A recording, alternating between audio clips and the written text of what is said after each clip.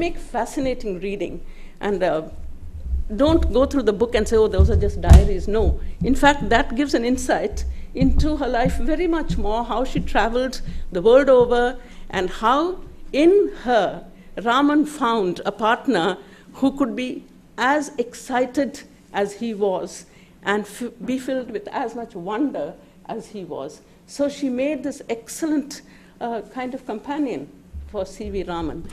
And I mean, there are so many things you could talk about her, and so many little incidents that would make her a living person for everyone. And this book, again, I must say, is a very, very well-written and eminently readable biography. I don't know how many people like biographies, but it is... there are some who love biographies. Whether they know the person concerned or not, they enjoy reading about it. But this, I can assure you, is an excellent biography, giving all the details, because in many chapters, we do identify women, will identify ourselves with her, with the kind of problems she might have undergone. So, also surprising that she kept such details of her life and how she recorded, and as Nandita, who read out this little thing about when there is a sun in the sky, will a man watch a glowworm? He who watches the glowworm and he who asks others to watch the glowworm, both are fools. So he was the sun. Why would anyone want to write about her? But then you will know when you read the book why people do want to write about her. Thank you. Thank you. Thank you. Thank you, ma'am. I now request Mrs. Leelavati Bhagavant to please say a few words. Professor Vinod Bhatt, ladies and gentlemen, can you hear me?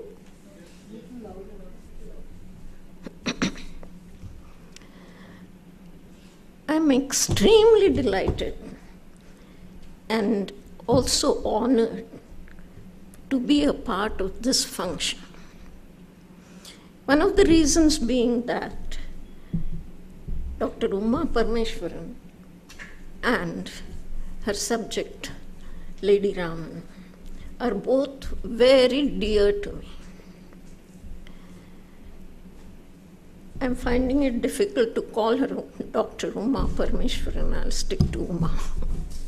I have known Uma from her school and college days, and I have vivid memories of her reading the drafts of the stories she used to write when she was a student of journalism in Nagpur.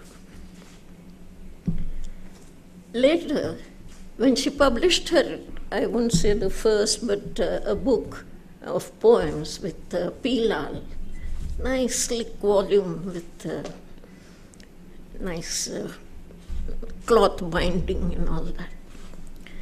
The poems she wrote were absolutely heart-wrenching. They appealed to me so much, but I always wondered that they appeal to me because I know the person and her life. And will every reader, will they be as appealing as they are to me? Later, of course, she reeled out books, writing relentlessly, and storybooks and poems and novels and biographies and criticisms. And many of them were very well received. And some even won the prizes. So actually my belief, or fear I should say, was baseless. They were received and understood by all. But this still continues to bother me. The present book, for example, is also, it appeals to me so much because I know both the author and the subject. There are some more books of hers, say The Cycle of the Moon, or Forever Banyan Tree, right? they are also, but again I feel that her writings appeal to me so much. Would they appeal to the readers also? Though she has positively proved that her books are being accepted everywhere. Actually, what used to happen is my son used to read some T.S. Eliot or say Albert Camus. And I am no literature person at all. But I used to try to read those to find out what he reads. And then, with this belief of mine, what I would do is try to read their biographies. T.S. Eliot by Peter Orchid, and also Camus in various different things, or even Ibsen. And reading those did not improve my understanding at all. There, maybe you get a little perspective of why they are writing like that. Well, so again my enigma continued to be there. Somerset Maugham has said that Jane Austen writes in such a way that she holds on the reader. And I find the same quality in Uma's books. This book, for example, Lady Raman, I just could go on and on and on. And there are many other such books. But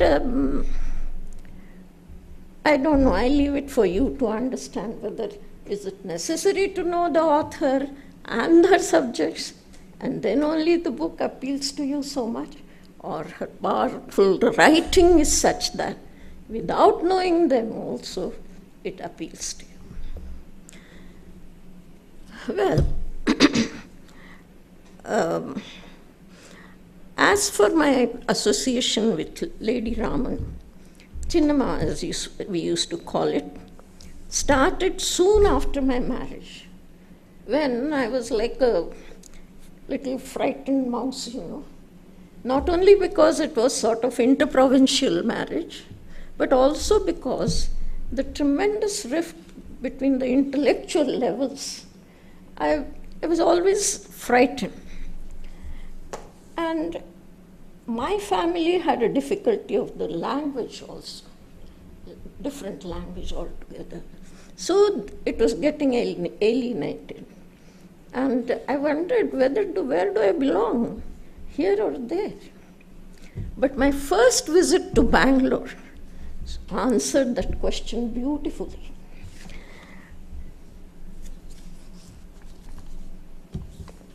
When I came to Bangalore for the first time, my husband was in IISc, Indian Institute, waiting for the award of his degree. And he was under Chinnamma's care because of his ill health, slightly indifferent health. And therefore, naturally, I asked one of my cousins who was right in Bangalore to meet me at the station. As the train halted, I saw my cousin right in front, but he was talking to an old lady, short in stature, but very dominating appearance. But it never struck me or occurred to me that she could be Lady Raman herself. Then when I got down, she was telling my cousin, you see, I am going to take Leelavati with me. Now her home is with us, and there is where she will go. So, with such, even now I feel it, how I felt that not having seen her photo, not having seen herself, and then here's a lady, so much older to me, more in the place of a mother-in-law, and so fondly she is taking me home saying that this is your home. Well, that was my first this thing.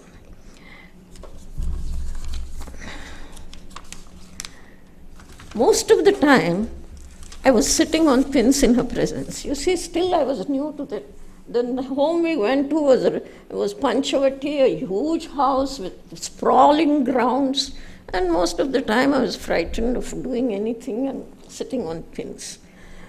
But she talked to me as if both of us were the daughters-in-law of this family, just a difference of 2 generations.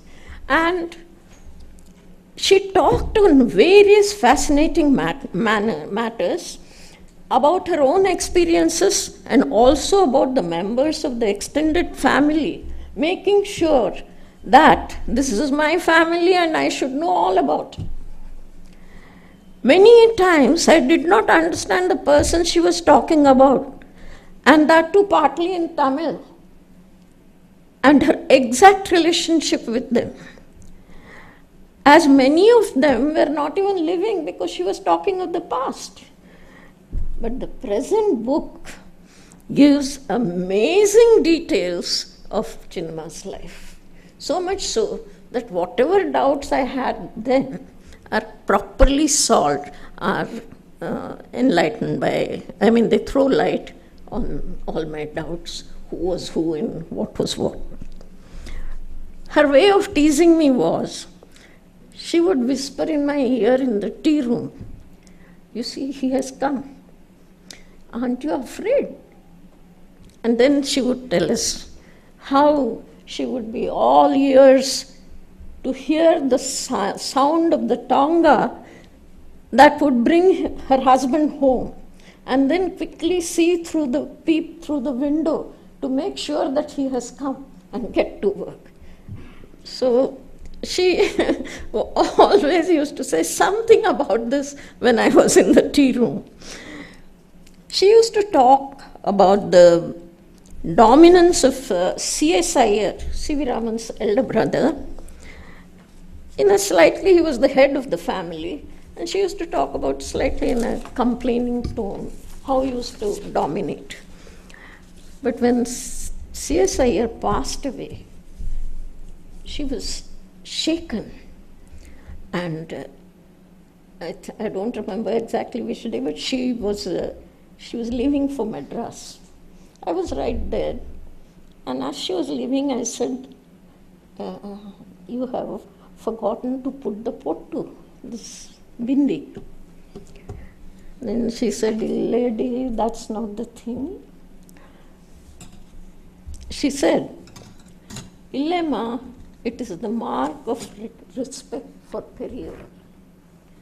A man about whom she was complaining, she was dealing with so much respect and very dutiful and very, very nicely she said this. Her caustic remarks on the servants, the driver, the cook, the gardener, and the maids used to be very amusing and correct. To the cook, she would say, "I know you have arrived. I could see the fire reaching the roof." Because his habit was, as soon as he came, he would light the chula, put so much of firewood that the thing will go up. Then he would come and say, "What do I have to cook?" So this was a daily affair. Once after an academy meeting, she happened to remark on a scientific talk by an eminent person that he should stick to his business and leave science alone. You see, this lady, she's not a scientist, going for a science academy meeting and to be able to make this remark. Later, I learned from other scientists that her remark